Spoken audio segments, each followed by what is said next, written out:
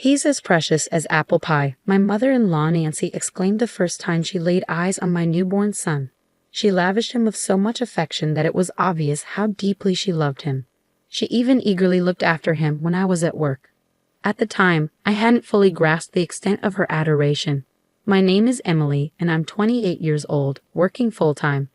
I married my husband Liam a year ago, and shortly after, we moved in with his parents. Before moving in, I had some reservations, but my relationship with my mother-in-law seemed generally positive. She even helped us with household chores, which was appreciated since my husband and I were both juggling busy work schedules. However, there was one aspect that troubled me: her constant inquiries about our plans to have children. "It's been a year since you got married. Aren't you planning on starting a family soon? You're not getting any younger, you know." These daily remarks were beginning to weigh heavily on me. Though I wanted children eventually, we had financial considerations to address first.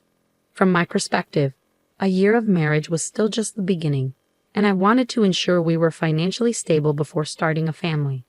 It was clear my mother-in-law was eager for grandchildren, but her persistence was adding unnecessary pressure. One evening, after Nancy had gone to bed, I decided to broach the topic with Liam. "She keeps bringing up the topic of kids.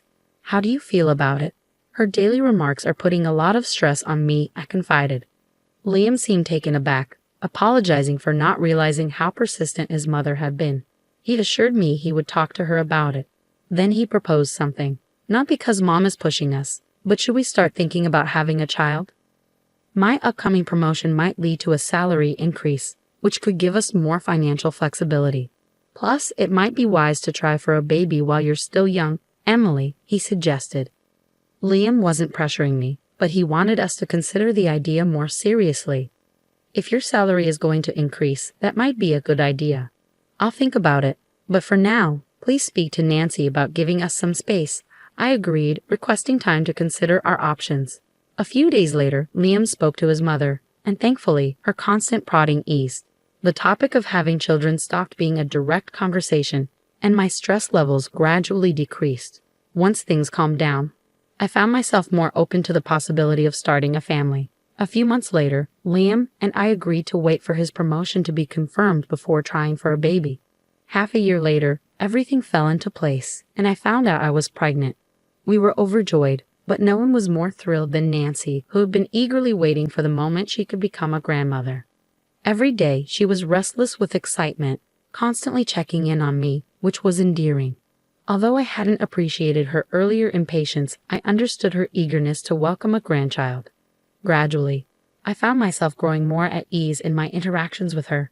A few months later, the day of my delivery arrived. With the support of my husband and Nancy, I gave birth to a healthy baby boy, despite my initial fears and worries. We named him Jackson. Holding our little son brought me an indescribable sense of joy. After the delivery, I took parental leave to focus on caring for our newborn. As a first-time mother, I was learning the ropes of child rearing, which proved more challenging than I had anticipated. Nonetheless, the joy of having Jackson far outweighed the difficulties, and I treasured every moment with him. Time seemed to fly by, and before I knew it, Jackson was nearly a year old, and my parental leave was coming to an end. I planned to return to work, but we encountered an unexpected hurdle. We couldn't find a child care center. We knew there was a shortage, but the difficulty of securing a spot caught us off guard. Liam and I were left unsure of what to do next. I ultimately chose to extend my parental leave. During that time, Jackson continued to grow, and by the time he was nearly 2, I was ready to return to work. We still hadn't found a child care center, but Nancy offered to take care of Jackson. "Emily, you don't want to quit your job, do you? I'm always home, so please don't hesitate to leave him with me," she said. "I'd be lonely without him." Her offer was a blessing. With our son nearing 2, Liam and I planned to enroll him in preschool when he turned 3. There appeared to be enough availability at nearby kindergartens, and we thought we could manage for another year. For the past 2 years, we'd shared childcare responsibilities with my mother-in-law, whom we trusted completely with our son's care. Thanks to her, I successfully returned to work, and everything was going smoothly. Our life was harmonious and free of complaints. A year after adopting this routine, as our son was nearing his 3rd birthday, I noticed something unusual about him. He used to greet me excitedly when I returned home, but now he seemed distant. He was constantly by my mother-in-law's side, hesitant to engage with me.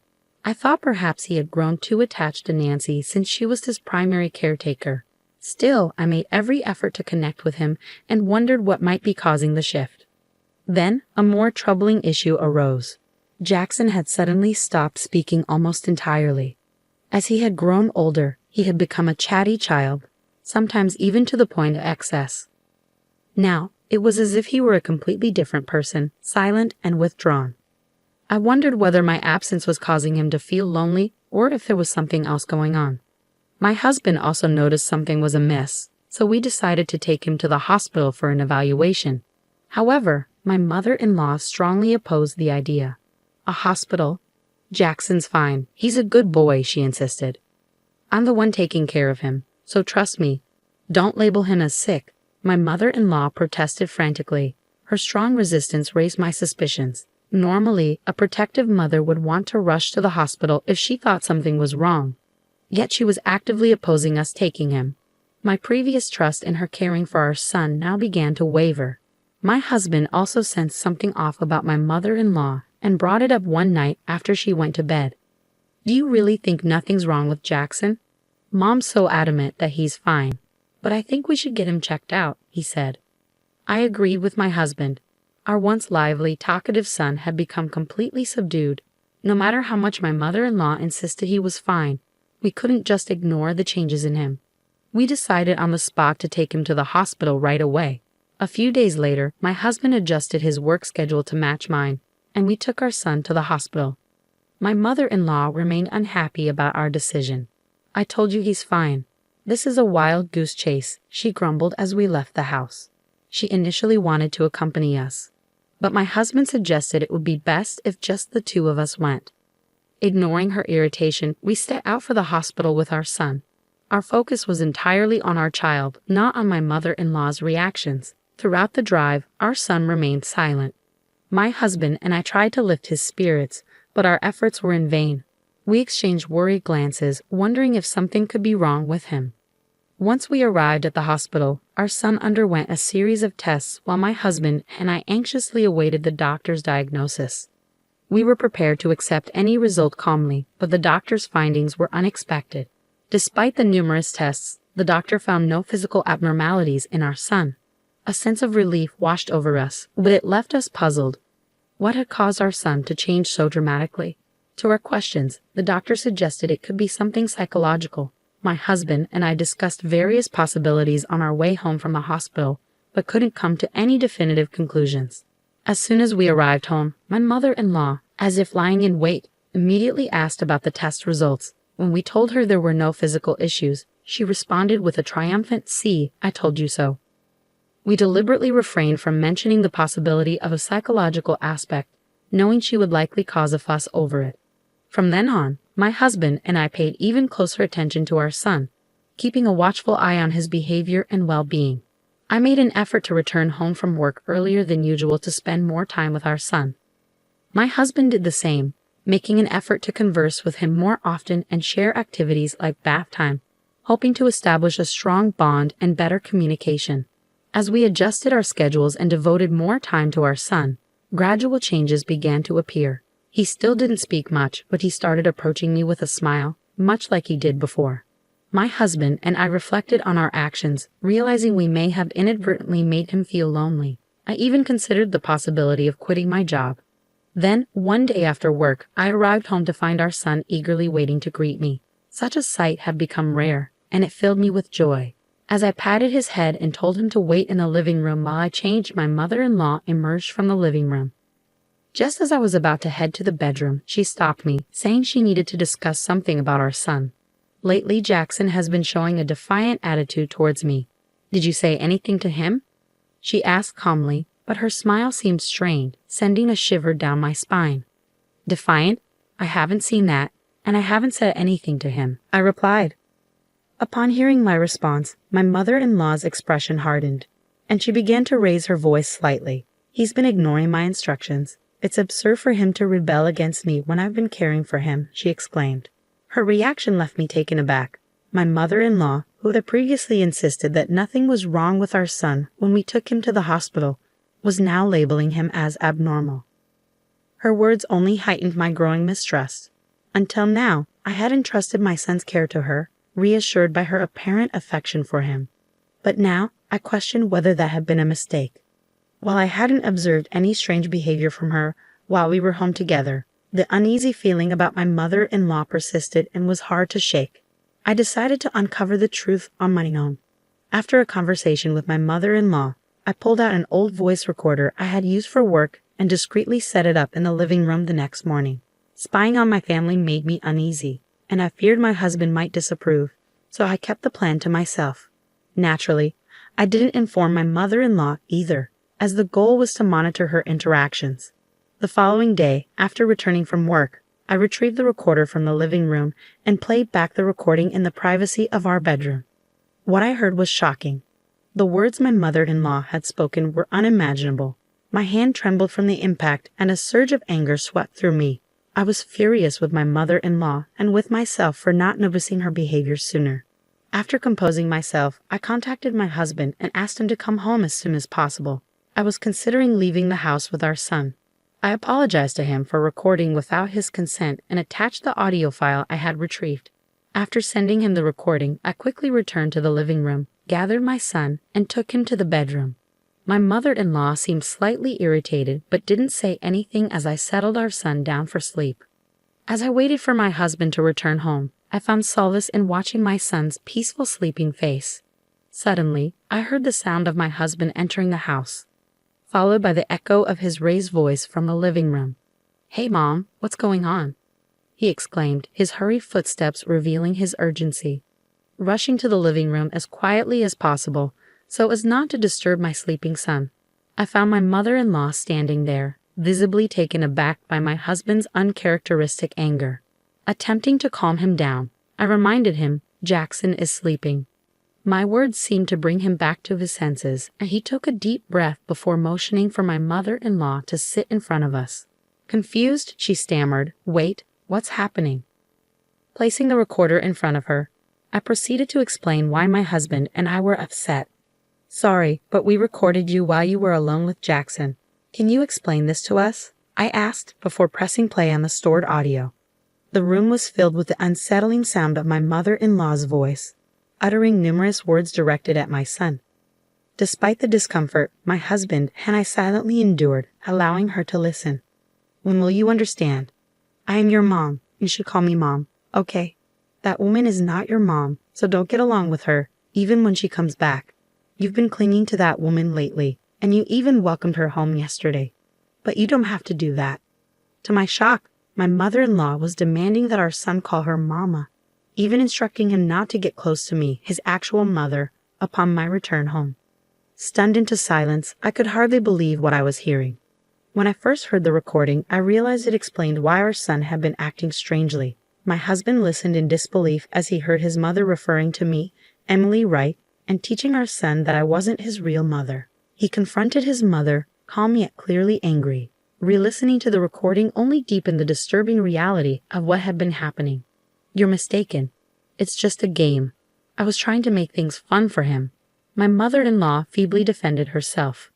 But what kind of game involved denying our son his relationship with his mother? It was appalling to think she had acted normal around us, while secretly filling our son's head with this harmful nonsense.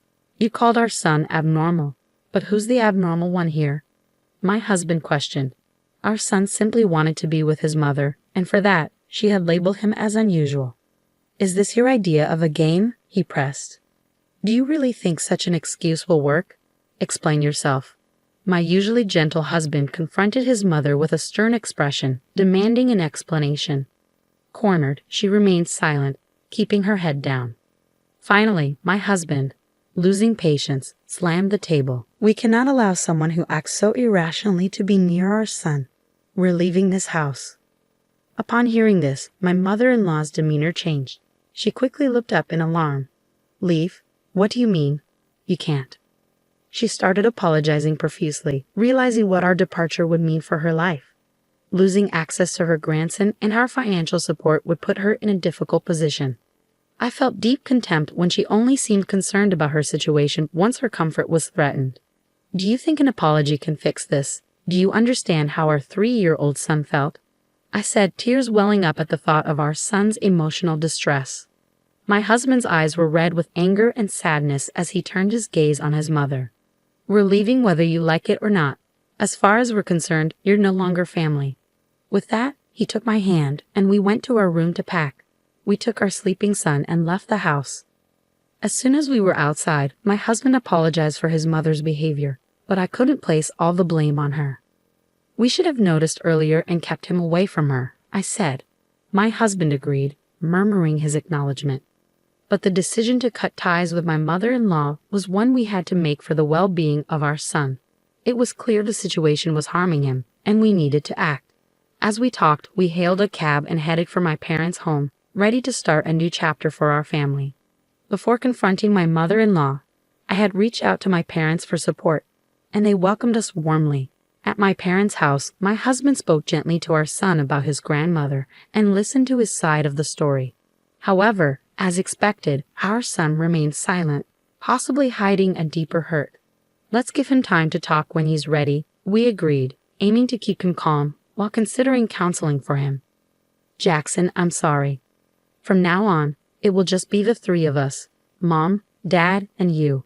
You don't have to worry anymore, my husband said, gently patting our son's head. Then, in a small voice, our son spoke, I don't like Grandma. Surprised, I reacted, Jackson, can you talk? Both my husband and I held back tears as we waited for our son to share more. With our reassurance that he wouldn't be living with his grandmother anymore, he slowly opened up about his fear of her anger and her attempts to convince him I was a wicked demon. He shared his confusion and his struggle to understand how to reconcile this love for both his parents with his grandmother's behavior. Listening to him speak, I deeply regretted trusting my mother-in-law and prioritizing work. My husband and I apologized to our son and reassured him that from now on, it would just be the three of us together, and we would protect him. We lived with my parents until we found a new home, and without my mother-in-law's interference, our son gradually regained his cheerful self and resumed speaking normally with me. Seeing his smile return filled me with relief and gratitude. My husband regularly received messages from his mother begging us to return, but he never responded. I used the blocking feature on my phone to avoid her messages. Recently, my husband went back to his parents' house alone to retrieve our belongings. He said he completely ignored his mother, who cried like a child.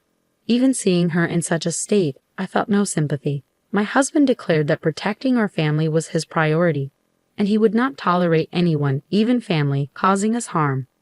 I was deeply grateful for his quick actions to protect our son. Living with my precious family is my greatest happiness. Eventually, my husband severed all contact with his mother, and we moved to a new home. We arranged with a relative to notify us if anything happens to her, and according to them, she's become increasingly depressed, spending her days alone in her large house. Meanwhile, we moved to a secure condominium and began our new life. I left my job to spend more time with our son, and together, my husband and I focused on supporting our son's mental health. As a result, our son seems back to his energetic self. Sometimes he can be a handful, but I find it endearing. I want to continue watching over my husband and son to ensure that our son never has to endure such difficulties again, as that is our greatest happiness.